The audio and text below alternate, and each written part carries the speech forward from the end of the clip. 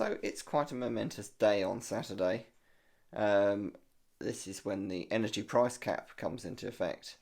And Liz Truss today has gone on a radio tour and stated that the energy price cap is going to be £2,500 for the average household, which is a bit unclear. I don't think it's willfully misleading, but it's a bit unclear because actually what she means is that the average bill will be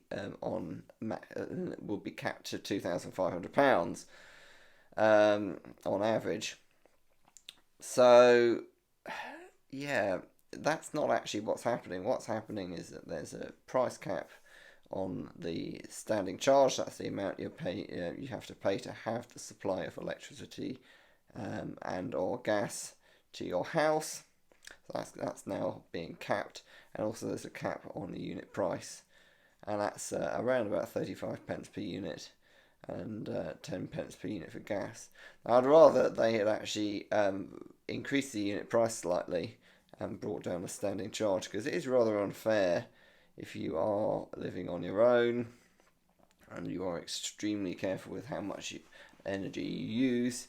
You still will actually pay a fair sum of money per year just to have a supply. But anyway, that's a minor point. What I'd like to talk about is how I see the energy cap as someone who runs a household in terms of the electricity and gas bills. So I think the thing you've got to bear in mind, first of all, is that you're not going to have your house as hot. And you're not going to use as much energy. That's just a fact. It's not going to happen, because even though there is a price cap, you are going to be aware of the situation in the world, and you're going to be aware that the price cap is actually. I've got some figures here. In my case, over what I was paying up until the last fixed contract that I really had. This is sort of 2001. I fixed my rate. Not 2001, 2021. I fixed my rate, and the price percentage change in terms of units has gone up 187%, and it's nearly doubled for electricity, and it's 281% for gas, so it's nearly trebled. So we're talking about a doubling of electricity cost, nearly. That's me. I was on quite a good rate, so it might not be quite such a dramatic change for you, but it has doubled for electricity and it's trebled for gas. So if I keep my usage down, I can mitigate that change somewhat. So I think the way you've got to think about this is threefold. One is that you're going to get £400 off your bill anyway by default, and that in my case is going to be broken down into payments that go towards my direct debits of £67 a month for a period of months, and I imagine they'll probably extend that scheme. I think that's actually really good, because if you manage to get your bill down to £67 a month, you would actually have free electricity and gas. So it does encourage people who can reduce their consumption the most. So there's that to bear in mind. The other thing to bear in mind is, for most people, I've got a family, most people who do any sort of serious living, is that your bills are going to go up. And I have calculated that my bills are going to go up. But what I'm going to try and do is make my bills go up a little bit, because I can afford to pay a little bit more. I realise that things are going on in the world that are going to increase my bills. So I'm quite happy for my bills to go up. It's just that I don't want them to go up by an order of magnitude.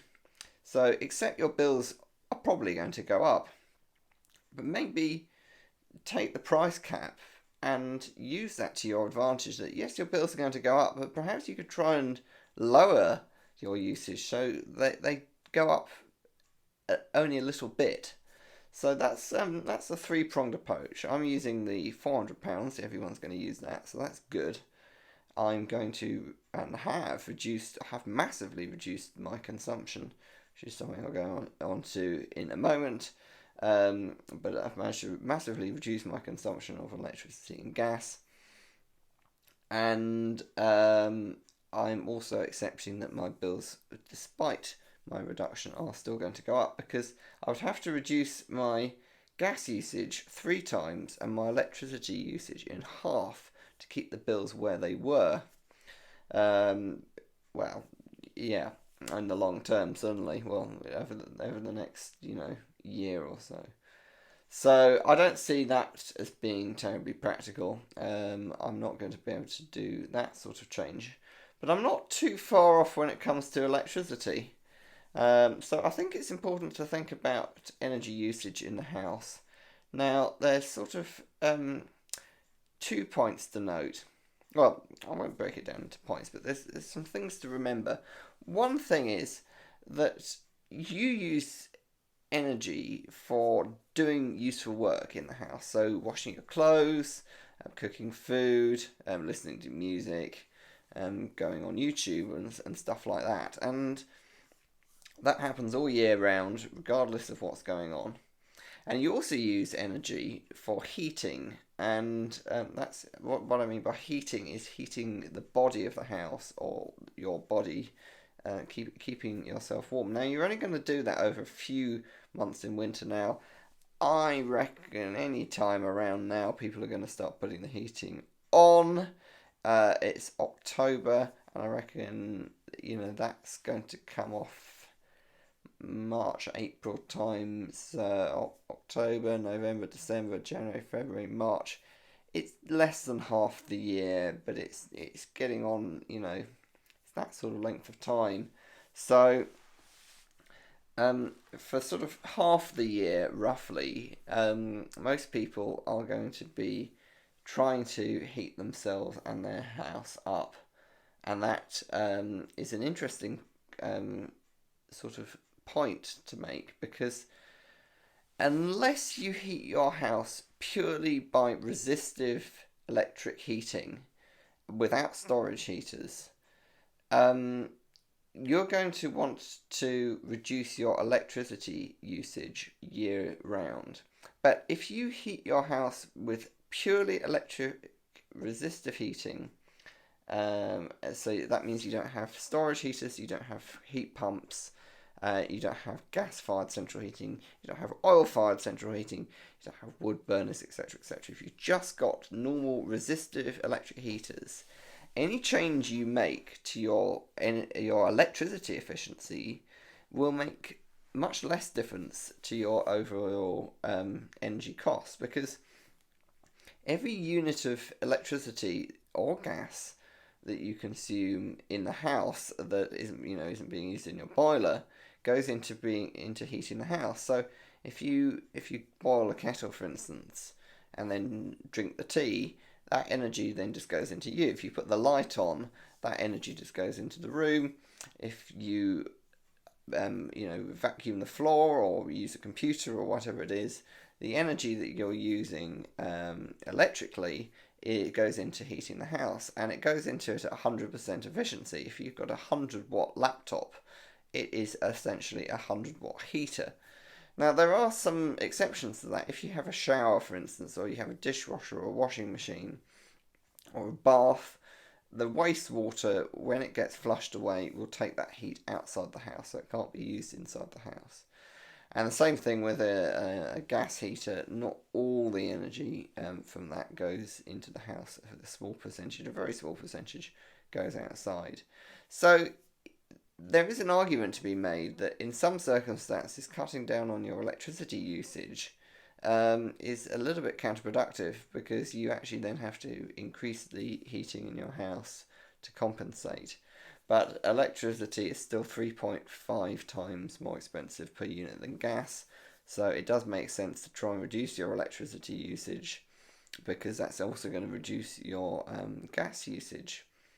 And the other thing is that in the summer, that waste heat is just waste heat. You're going to open the windows and let it out, so it's of no use to anyone. So for the other 6 months of the year, you're going to want to reduce your electricity usage.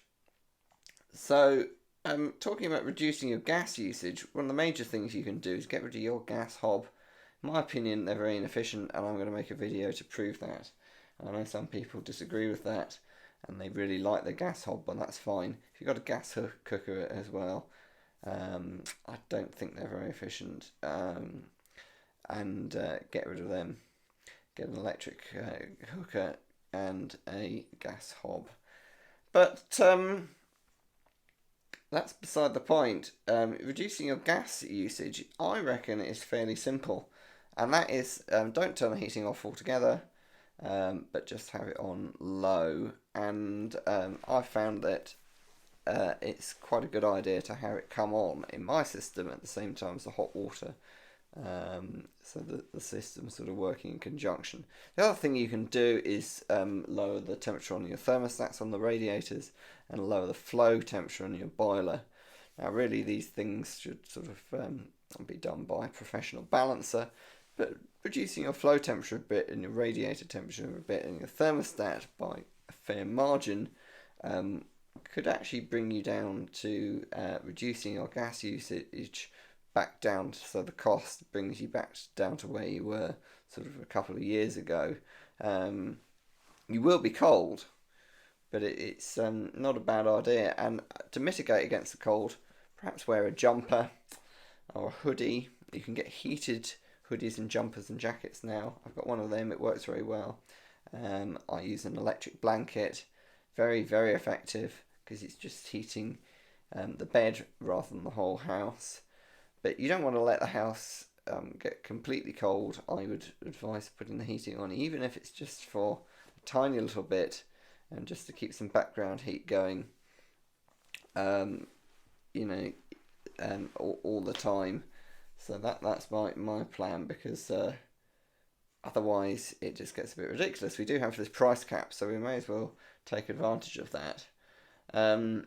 Now, just a point on gas usage and electricity usage, because about 50% of all electricity is still generated from gas. If you can reduce the electricity and gas usage as a nation, then that means as a nation we won't have to buy so much. That brings the price down, and that means that the amount the government are having to pay for this energy cap comes down, and it just helps the country out very immediately. So even if you can afford to just carry on as you were, perhaps consider not doing that and reducing your energy usage. And that goes for electric cars and petrol cars and any sort of energy usage. If you can try and reduce it, you don't have to reduce it by an order of magnitude, just a little bit, a third.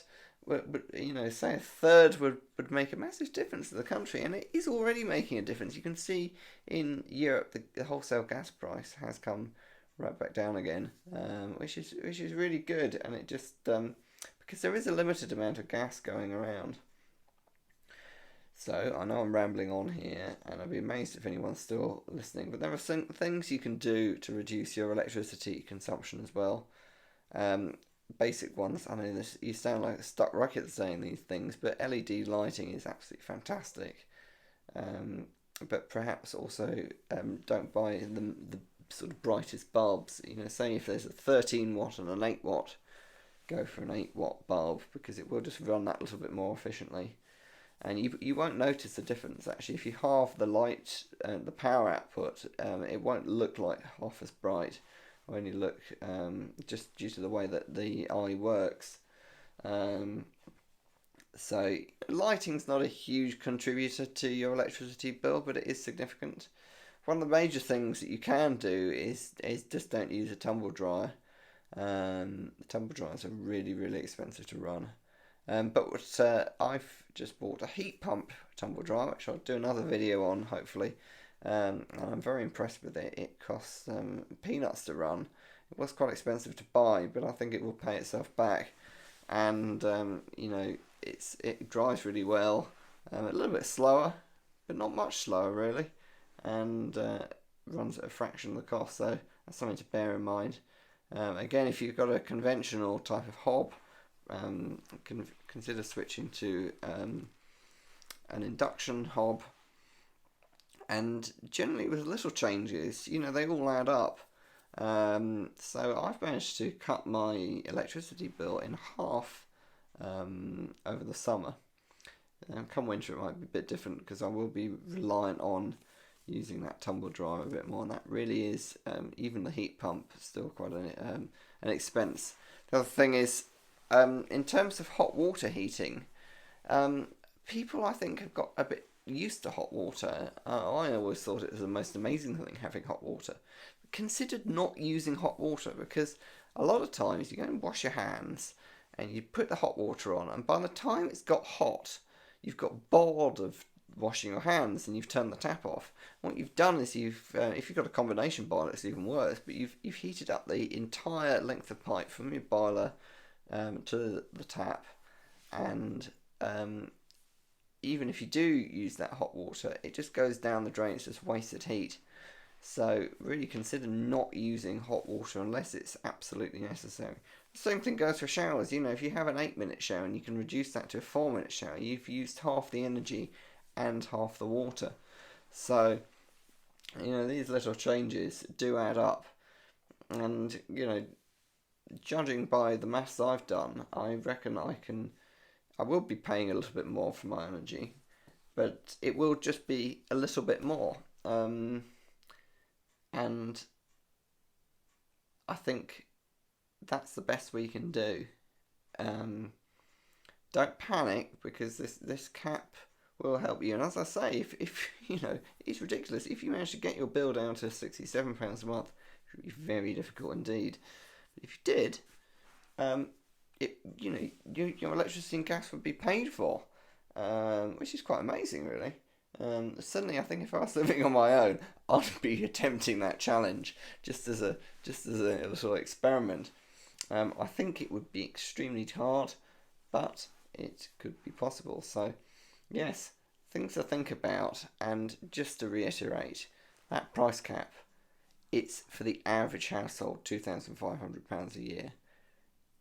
It doesn't mean you can use as much energy as you like and get away with it. Thanks for watching.